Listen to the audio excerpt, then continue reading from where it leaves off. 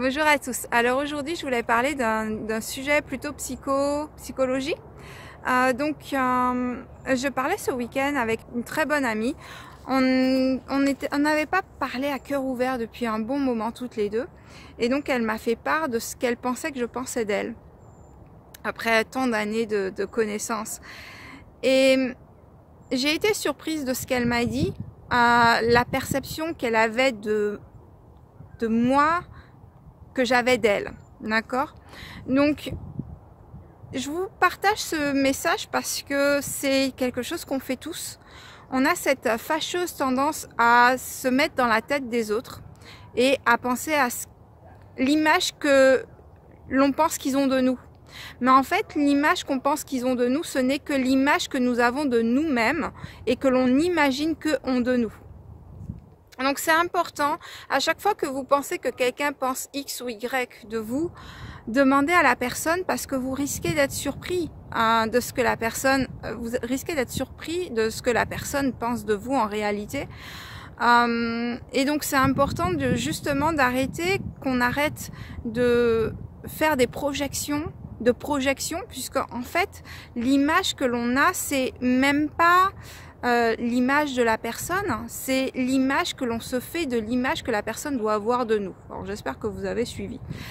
Mais voilà, donc c'est vraiment très important d'arrêter de se mettre dans la tête des autres, d'arrêter de penser et de croire savoir exactement ce que les autres ont dans la tête vis-à-vis de vous, parce que bien souvent en fait ce sont vos propres pensées que vous projetez, votre propre image, la propre image que vous avez de vous-même, que vous projetez sur l'autre, et vous avez l'impression que cette personne-là vous renvoie cette image-là.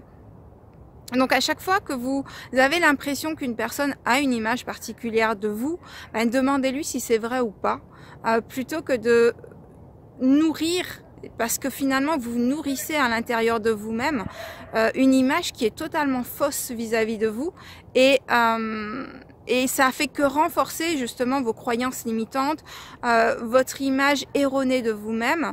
Et voilà. Et donc du coup, elle a été surprise de ce que je lui ai dit. Elle m'a dit, enfin, je lui ai donné des qualités que j'admire chez elle.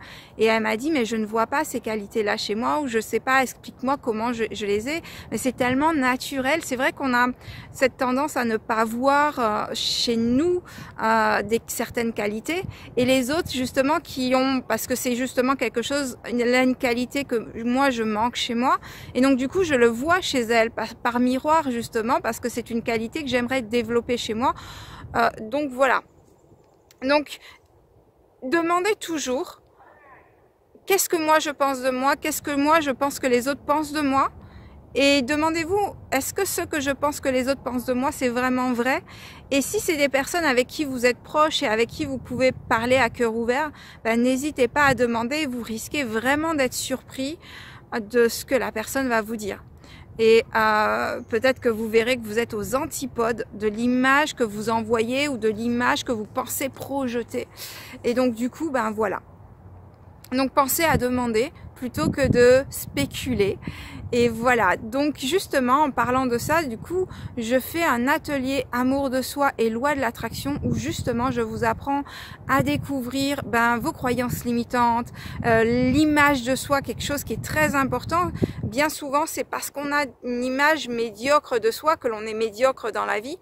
C'est parce qu'on a une image de soi de quelqu'un qui a du succès que l'on a du succès réellement, etc. Donc je vous apprends à découvrir tout cela durant l'atelier. Donc n'hésitez pas à vous inscrire, je vais mettre le lien juste ici. Et voilà, je vous dis à très bientôt, je vous souhaite une excellente fin de journée et je vous dis à bientôt, bye bye.